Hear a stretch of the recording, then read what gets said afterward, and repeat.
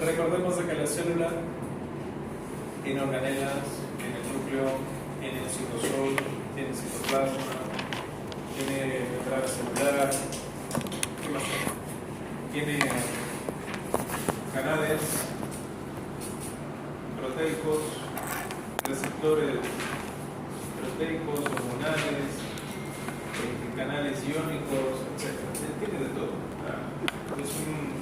Es un ser vivo multiorgánico, etc. El asunto es que la célula necesita hacer un movimiento, una acción, producción de hormonas, liberación de, etcétera, defensa del cuerpo, lo que sea, ¿sí? Transporte de información, impulsos eléctricos, impulsos neuroquímicos, etcétera, ¿sí? Estamos hablando de una célula en general, múltiples cosas. Entonces, aquí tenemos la célula y por ende su estructura interna va a estar compuesto por elementos iónicos negativos. ¿Ya? O sea, ¿qué quiere decir? De que si tenemos una mitocondria, esta va a tener una carga negativa por tal vez la concentración alta de cloro, ¿ya? Que tiene una carga negativa. Aquí vamos a ver una negatividad en el retículo endoplasmático rugoso, en el liso también una carga negativa, en el núcleo otra carga negativa. Aquí tenemos en el citoplasma, o sea, y también vamos a tener en la periferia una negatividad, ¿sí? Una negatividad en la membrana plasmática. O sea, si te das cuenta, la célula es tremendamente negativa, ¿sí? Bien, no porque ella quiera, sino porque es así su composición química y orgánica, ¿sí? Porque composición múltiple, como te diría, de muchos elementos químicos forma estructuras como organelas y estas producen una negatividad constante. Bueno, pues sabemos que la célula está, en este caso, en un espacio, ya sea el espacio intersticial, el espacio extracelular, ¿no? Entonces, aquí vamos a ver que la célula en este caso está viajando, digamos, por el torrente sanguíneo, o puede estar incrustada dentro de aquí, ¿no? En la periferia, que sería el espacio intersticial. Cualquiera de estas, no importa el asunto, es de que hace que tenga un espacio, el extracelular y el intracelular. Sabemos que tenemos compuestos iónicos. ¿Cómo son los nombres de los iones? Tenemos potasio, sodio, cloro, ¿cuál más? Magnesio, ¿qué más? Ya, bicarbonato, HCO3, ya, negativo. ¿Listo? Y tenemos calcio, no te olvides. Tenemos calcio, ¿ya? Esos son los iones, que gracias a estos justamente hacen interacciones, ¿bien? En determinados elementos, aquí en la célula, como te digo, siempre va a tener una carga negativa, pero también en el espacio intracelular va a tener el potasio. El potasio, como tiene carga positiva, sabemos de que por principios fisiológicos eléctricos, ¿no? Vamos a colocar aquí un elemento. ¿Qué sería esto? Un imán, ¿correcto? Entonces, tenemos carga positiva en un polo y carga negativa en otro polo. Pero ¿qué sucede si tenemos dos imanes? ¿Se atraen de esta forma? ¿Por qué? ¿Por qué? ¿Por qué?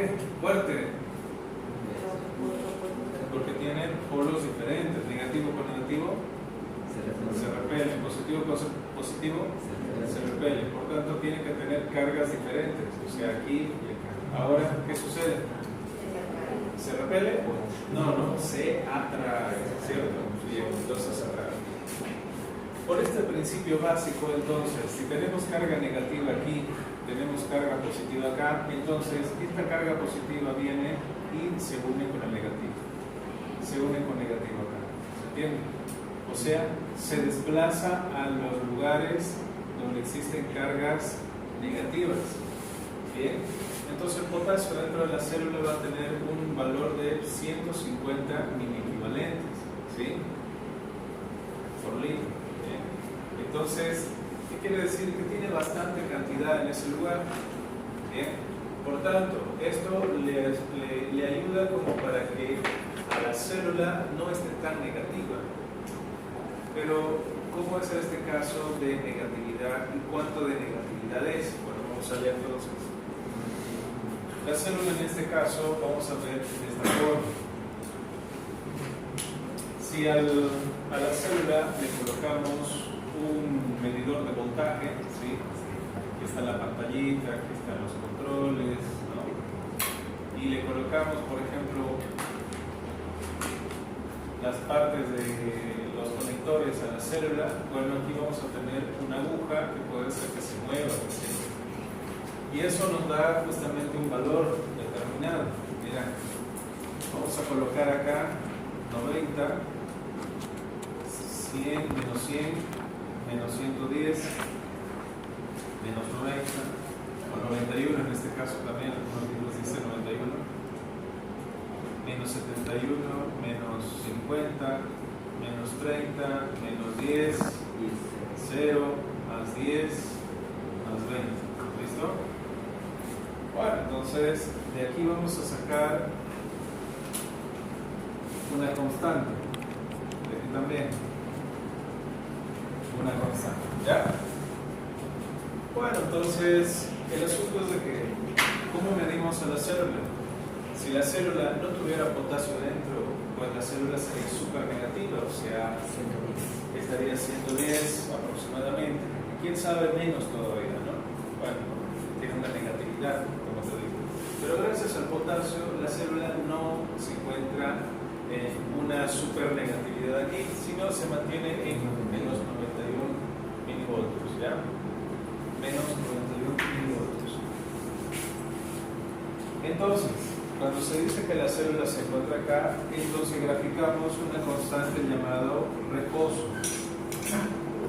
¿Ya? Estado de reposo. Entonces, ¿qué es lo que sucede? Sabemos de que de acuerdo al gradiente de concentración, ya sea existente aquí, que tenemos 150 miliequivalentes de potasio, pues en el medio externo, o sea, en el líquido extracelular, vamos a tener entre 3.5 a 5 miliequivalentes por litro. ¿De quién? De potasio. ¿Te das cuenta? Que es bajito, a diferencia de que está dentro de la célula. Seguro te preguntarás entonces si, de acuerdo a la osmolaridad, ¿te acuerdas del osmol? ¿Sabes lo que era la osmolaridad? Decíamos de que para que exista un equilibrio, de aquí tiene que pasar por lo menos, ¿cuánto? Más de la mitad hacia este lado, ¿bien? Mucho más de la mitad, para que exista un equilibrio. Y por lo tanto lo hace de acuerdo al molar. Y por lo tanto lo hace de acuerdo al gradiente de concentración. En este caso, aquí tenemos mayor concentración de potasio, ¿verdad? Pues aquí afuera está menos, mucho menos. Lo normal tendría que ser que el potasio se salga de la célula automáticamente sin necesidad de ayuda y equilibre los dos lados, ¿sí? Equilibrio. Pero no puede hacer eso, ¿sabes por qué? Por el mismo principio de esta parte, ¿sí? De atracción de la negatividad con la positividad, ¿ya? Entonces todos los potasios se llegan a conectar entre sí y ahí se quedan atrapados dentro de la célula, ¿ya? Bueno, entonces, ¿qué es lo que sucede? Cuando tú tienes un estímulo, ¿sí? Por ejemplo, un estímulo inmediato, ¿qué escuchaste? Un aplauso, un sonido fuerte, ¿verdad? ¿Por qué lo escuchaste? Vamos a la maquinaria anatómica, ¿ya? ¿Qué tienes primero? ¿Cómo es el órgano auditivo? ¿Cómo empieza? Vamos. No, más antes. La oreja no se llama oreja, ¿qué se llama? Nada, más antes del conducto auditivo. ¿Cómo se llama esto? No, el oído está dentro. ¿Cómo se llama esto? No, el cartílago está debajo de la piel, todo en sí, ¿cómo se llama? No, sistema auditivo es todo el órgano. Pabellón auricular. Pues todo esto es el pabellón auricular. Cuando tú escuchaste el sonido viajar, pues por medio de decibeles altos va a una frecuencia determinada y llega hasta donde tu pabellón auricular. Estos de acá, para que hagas un experimento, colócatelo así, mira, ahí, apretarlos hacia atrás, solo apretarlos, ahí atrás, pero no te tapes el conducto auditivo, no te tapes, simplemente hacia atrás, ya, así, no así, así, ya. Ahora, ¿cómo escuchas? ¿Será que me escuchas bien? ¿Será que es lo mismo? No, ¿por qué? Suéltate los pabellones. Ahora, ¿cómo me escuchas? Me escuchas diferente, que como que tienes más recepción del sonido. Para eso sirve el pabellón auricular, para receptar el sonido y se transmite hacia el tímpano. Bien. ¿Qué pasa si en este caso tú amplificas? Puedes amplificar la percepción del sonido. ¿Cómo? Colocando tu mano así. Vamos, colocate, hacer experimento, es fisiología. Vamos, así, vamos, dale. ¿Y ahora cómo me escuchas? ¿Será que me escuchas con mayor amplitud, con mayor nitidez? ¿Cómo es? ¿Cómo lo suena? ¿Sí? ¿Tal vez? ¿Cómo me escuchas allá? ¿Mejoró tal vez? Pues eso es lo que sucede. Para eso es el órgano auditivo, en este caso el pabellón auricular. Los viejitos, ¿qué es lo que hacen? ¿No? Dicen, ¿no? Se ponen así, ¿verdad? ¿Por qué? Porque ahí receptan mejor el sonido, o sea, la frecuencia oscilante de los decibeles. Cuando en este sentido viene, ¿pasa por dónde? Por el conducto auditivo externo, ¿no? El interno está en el peñasco temporal, ¿verdad? Por el conducto auditivo interno. Llega y vibra el tímpano. Después del tímpano, ¿qué pasa? Martillo. ¿Qué más? ¿Cuáles son los tres huesecillos del oído? ¿Qué más? Estribo, yunque y martillo. Estos van a estar ¿dónde? El estribo va a estar tocando a nivel vestibular. Eso ya sería oído medio, correcto. Y sabemos de que tiene una cámara neumática ahí, ¿sí? Por lo que tiene aire. Si en este caso te comen los mocos, pues llega tu moco hasta ahí, te produce otitis. ¿Sabía, no? Bien, cuando uno come los mocos, cuando está mocoso, ¿sí? Cuando está catarrento, así, mocos verdes, ¿sabe? Entonces, no crean, ustedes jóvenes igual se comen los mocos. ¿Sabían ustedes que cuando están durmiendo también se comen los mocos? ¿Sabían? Sí. ¿Por qué creen? No, normal. Como ustedes están aquí en este instante, llegan a la casa, se echan a dormir en el cúbito dorsal y toda la mucosa se va hacia atrás.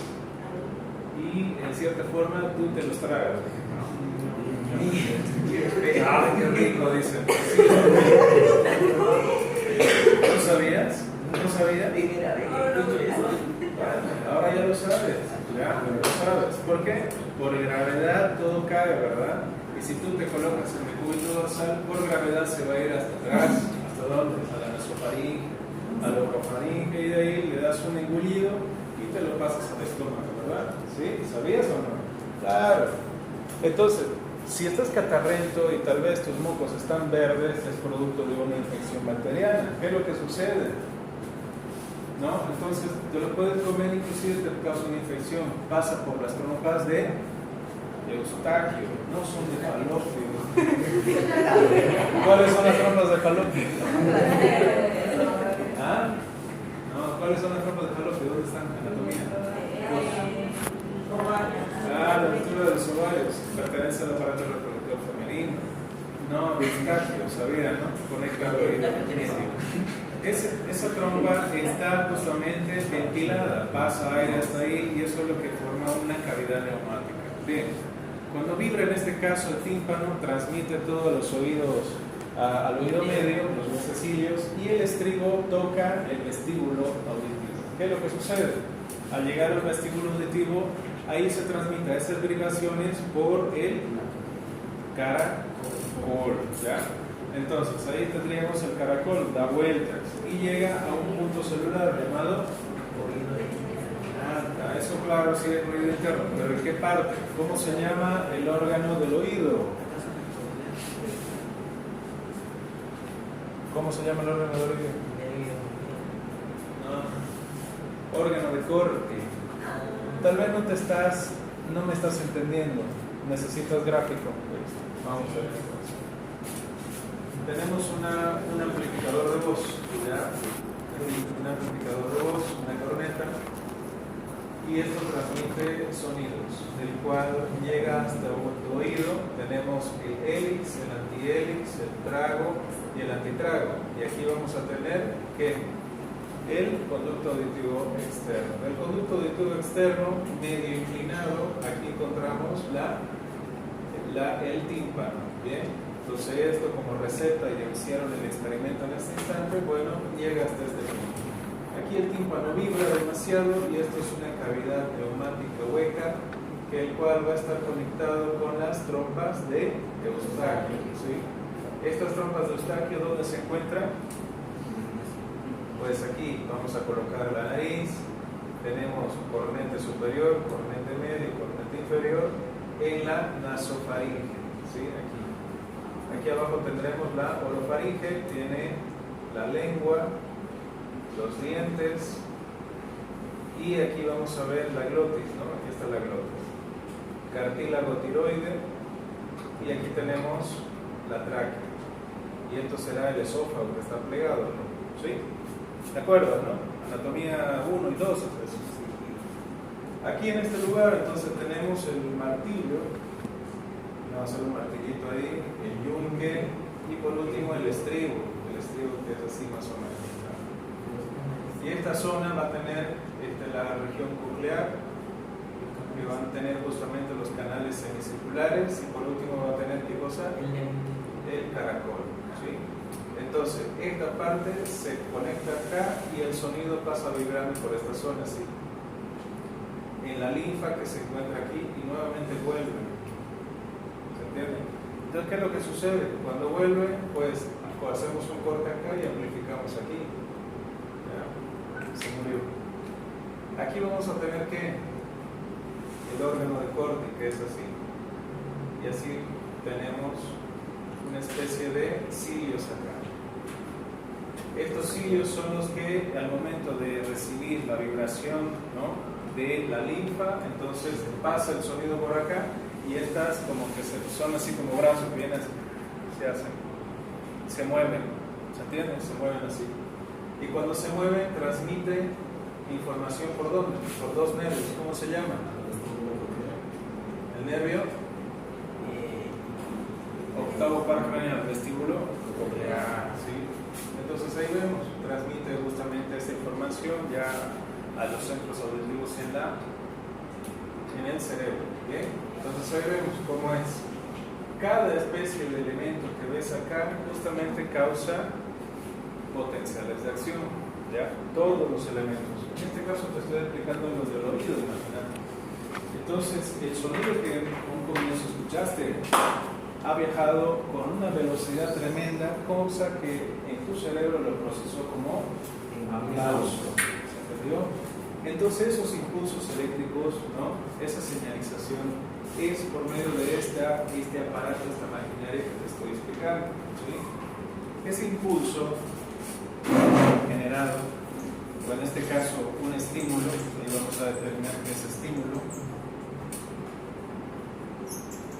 Ese estímulo hace que la célula entonces ejerza una actividad de transmisión, como en este caso también de recepción de otros elementos, fabricación de más organelas, expresión de hormonas, etc. Un montón de cosas.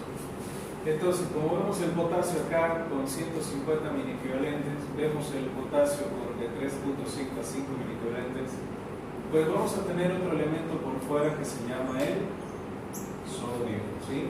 Como anteriores clases ya te había mencionado, el sodio es como si fuera una batería de 12 voltios. El potasio es como si fuera una pila de 1.5 voltios, ¿no? AA, ¿sí? Entonces te ves la diferencia, ¿no?, de estos dos. ¿Por qué uno es menos cantidad de voltaje, pero sigue siendo positivo, y el sodio tiene más cantidad de voltaje? ¿Por qué? Porque el sodio tiene más protones que el potasio, ¿sí? Eso ya te lo expliqué a nivel atómico, ¿te acuerdas? Entonces, Cuando recibe la célula un estímulo, y eso que está en estado de reposo en unos menos 91 milivoltios, entonces ejerce un cambio drástico, ¿sí? En donde el potasio sale y el sodio entra. Cuando ese fenómeno sucede, el sodio, como vemos acá, tiene más positividad que el potasio sale hacia afuera, ¿sí? Entonces la célula va cargando, va aumentando su carga. O sea que después de menos 91, pues empieza a cargar, ¿sí? Así. Y llega hasta ahí. En menos 71 o menos 60, dice el libro de que es el estado de umbral. Ese es el umbral de acción, ¿ya? Umbral de acción. El umbral de acción es el punto clave donde dice de que si el estímulo ha sido fuerte, adecuado, entonces la célula se despolarizará. Pero si en el punto de umbral de acción aumentó y el estímulo no ha sido tan fuerte, pues este estímulo pues retorna y la célula sigue en reposo, ¿sí? No se genera un potencial de acción. En este caso, si fuera un estímulo bastante fuerte, acá, entonces este se despolariza. Y aquí significa el umbral de acción, o también llamado el todo o nada. ¿Ya? O le das todo para que despolarice, o no le das nada mejor y se mantiene en reposo, ¿sí? Entonces la célula, que lo que va a hacer, se va a despolarizar y aumenta. Viene menos 71, menos 50, menos 30, menos 10, 0, más 10, más 20, ¿listo? Ahí se queda, ahí se forma el potencial de acción. ¿Pero qué significa? Si te estoy diciendo que el sodio está entrando y el potasio está saliendo, pues aquí vamos a colocar el sodio que está entrando a la célula. Bien, pero ¿cómo lo hace? Vamos a cortar un pequeño pedazo a este nivel y te lo voy a mostrar allá. En la célula, como vemos, tenemos la membrana plasmática, ¿sí? Y como tenemos la membrana plasmática, vamos a tener una especie de canales, y este va a ser el canal de sodio, ¿bien? Canales rápidos de sodio, canales rápidos de potasio, ¿sí? ¿Por qué se dice canales rápidos? Porque necesitan mayor rapidez como para liberar, sacar el potasio y meter sodio, o sea, rápido.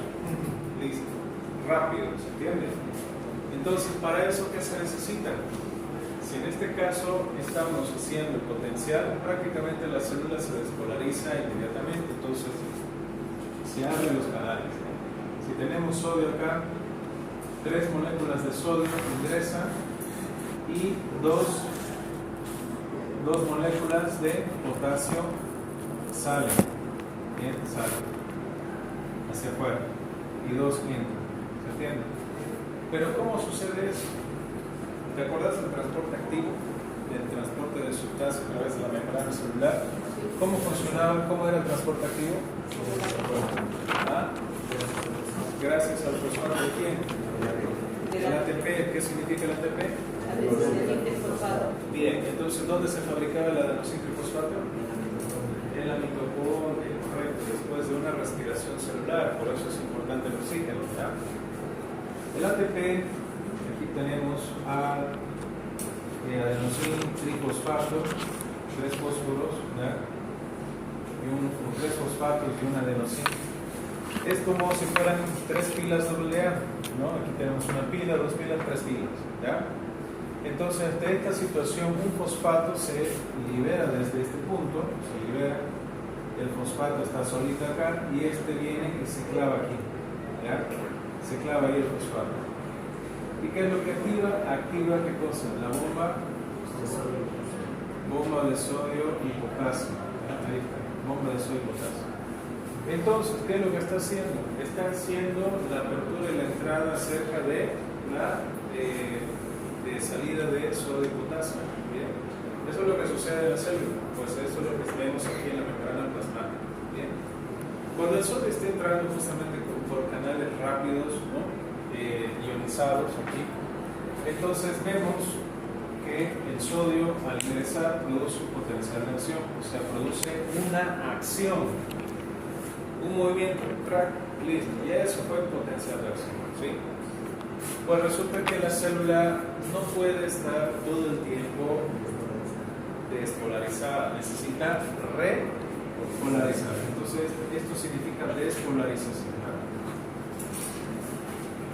Y esto sería una caída, o sea, esto sería una repolarización. Ahí vemos la repolarización. Cuando está repolarizándose, hace el movimiento inverso, o sea, el potasio está ingresando y el sodio está saliendo, ¿sí? Está saliendo afuera. Cuando el potasio está ingresando, entonces quiere decir que la célula está entrando en un estado de repolarización. Una vez llega a una repolarización y se mantiene estable en una especie de reposo. Listo, y terminó el ciclo. ¿Sí? Ahí terminó un ciclo de una célula. Eso es potencial de membrana, como lo hemos visto, potencial de acción. En este intervalo, como ves, al momento de activarse el fosfato, ¿no? se activa nuevamente la bomba de sodio y potasio y hace los movimientos contra el gradiente de concentración. ¿Bien? ¿Por qué? Porque en sodio afuera tenemos 135 a 145 miliequivalentes, ¿bien?, de sodio. En cambio, dentro de la célula tenemos 8 o a veces hasta 10 miliequivalentes, o sea, es diferente. Si esto ha entrado hasta acá, por afuera seguimos teniendo esta cantidad. Entonces la célula, ¿qué es lo que tiene que hacer? Es empujar hacia afuera todo el excedente de sodio. Entonces a eso significa transportativo, ¿sí? Lo empuja. Para que te haga entender un poco más, es como que si sabemos que esta es la célula, ¿ya? O en este caso, en esta habitación, tenemos que meter más gente. Bueno, entonces le empujamos a la gente para que meta más, ¿no? Tan lleno, reventado, igual. Eso es contra el gradiente de concentración, ¿se entiende? ¿Sí? ¿Ya? Entonces eso es. ¿Bien? ¿Se entendió? Es fácil, ¿no? Potencial de membrana, potencial de acción. Ahí lo vemos. Eso sucede todo el tiempo. Una pregunta que me hicieron muchos compañeros